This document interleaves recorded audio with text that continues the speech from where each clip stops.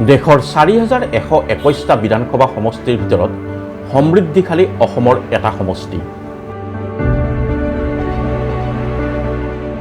এটা সমষ্টিয়ে যদি উন্নয়নৰ গতি ল'ব পাৰে, আনবোৰে নোৱাৰে কিয়? দেশৰ শ্ৰেষ্ঠ সমষ্টিবোৰৰ ভিতৰত অসমৰ এই সমষ্টি কোনটো?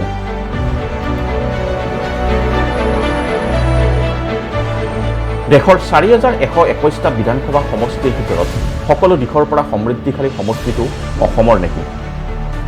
ঐতিহাসিকভাৱে, প্ৰাকৃতিকভাৱে আৰু আৰ্থ সামাজিকভাৱেও অসমৰ এই সমষ্টিটো বৰ্তমান অতি গুৰুত্বপূৰ্ণ হৈ পৰিছে। আধ্যাত্মিক আৰু পৰ্যটনৰ ক্ষেত্ৰতো অতি গুৰুত্বপূৰ্ণ এইটো বিধানসভা সমষ্টি। দেশৰ মহাশক্তিপীঠ কামাখ্যা মন্দিৰ এই সমষ্টিতে। ইতিহাসে গৰকা অশ্বক্লান্ত মন্দিৰ, দৌল গোবিন্দ মন্দিৰ, দীৰ্ঘেশ্বৰী মন্দিৰ, মণিকৰ্ণেশ্বৰ মন্দিৰ, আউনীআটী সত্ৰও এইটো সমষ্টিতে অৱস্থিত। অসম আৰু অসমীয়াৰ গৌৰৱ পাট মুগা কাপোৰৰ বস্ত্ৰ নগৰী শুৱালকুছিও এইটো সমষ্টিতে।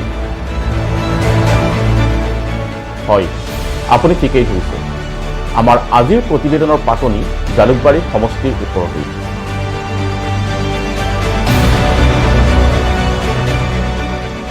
এইটো সমষ্টিৰ পৰা একালত অসম সাহিত্য সভাৰ প্ৰাক্তন সভাপতি লক্ষ্যধৰ চৌধুৰী, ৰেৱতী দাস, এছ মেধি জনপ্ৰতিনিধি হৈছিল।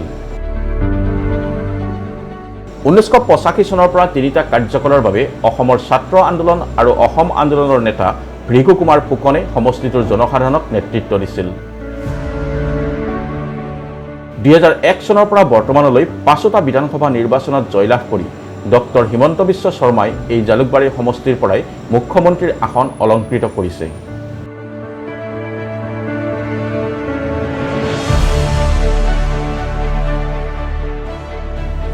জম্মু চহৰৰ পিছত দেশত জালুকবাৰী হৈছে একমাত্ৰ সমষ্টি য'ত দেশৰ দুখন আগশাৰীৰ শিক্ষা প্ৰতিষ্ঠান গঢ়ি উঠিছে। সেই দুখন হৈছে গুৱাহাটী IIT আৰু এইমছ।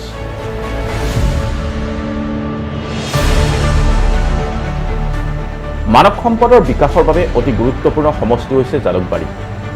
ইয়াতে গঢ়ি উঠিছে নেশ্যনেল ল ইউনিভাৰ্চিটি অৱ আছাম অৰ্থাৎ ৰাষ্ট্ৰীয় আইন বিশ্ববিদ্যালয় অসম।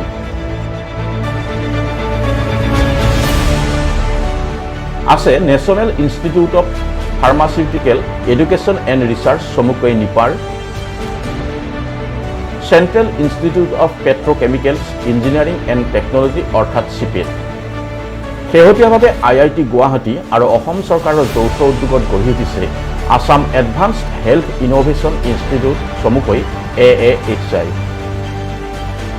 ৫৪৬ কোটি টকাৰ এই প্ৰতিষ্ঠানখনৰ পদক্ষেপ গ্ৰহণ কৰা হৈছে যোৱা ২০ মে তাৰিখে।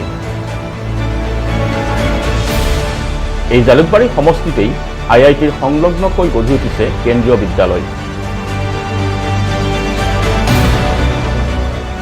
আধুনিক বিশ্বৰ অৰ্থনৈতিক ক্ষেত্ৰত খোজ পেলাব পৰাকৈ জালুকবাৰী সমষ্টিতে আছে এক্সপৰ্ট প্ৰমোশ্যন ইণ্ডাষ্ট্ৰিয়েল পাৰ্ক চমুকৈ EPIP আৰু গুৱাহাটী বায়'টেক পাৰ্ক। মহাবাহু ব্ৰহ্মপুত্ৰ প্ৰবাহিত হৈছে জালুকবাৰী সমষ্টিৰ মাজেৰেই। লুইতৰ দুয়োকূলত জালুকবাৰী সমষ্টিৰেই মনোৰম শোভা। গুৱাহাটী মহানগৰীৰ লগতে লুইতৰ দুয়োপাৰৰ সৈতে জালুকবাৰীৰ যোগাযোগত সৃষ্টি কৰা হৈছে অত্যাধুনিক পৰিৱেশৰ।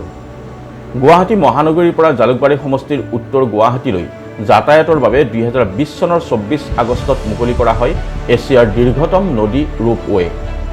৫৬ কোটি টকাৰে ১.৮ কিলোমিটাৰ দৈৰ্ঘ্যৰ ৰোপৱে উত্তৰ পূবলৈ অহা পৰ্যটকৰ বাবেও আকৰ্ষণৰ বিষয়বস্তু।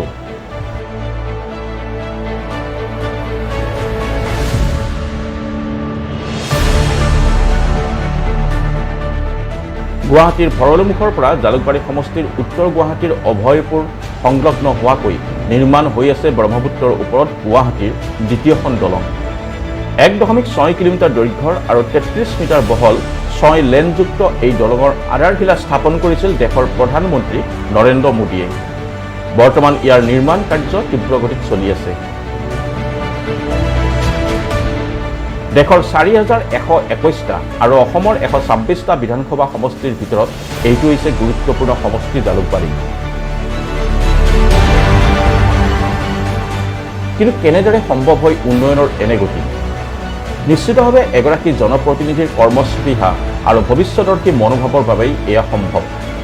লগতে সমষ্টি এটাৰ প্ৰতি দায়বদ্ধতা আৰু উচিত পৰিকল্পনা তথা তাৰ কাৰ্য ৰূপায়ণ। এইখিনিতে এটা প্ৰশ্ন সাধাৰণতেই উত্থাপন হ'ব। এগৰাকী জনপ্ৰতিনিধিয়ে যদি জালুকবাৰী সমষ্টিক এইটো পৰ্যায়ত উপনীত কৰাব পাৰে, তেন্তে বাকী জনপ্ৰতিনিধিসকলে নোৱাৰিব কিয়? ৰাজ্যৰ বাকী সমষ্টিকেইটাৰ জনপ্ৰতিনিধিসকলৰ বাবে জালুকবাৰী সমষ্টি আদৰ্শ হওক।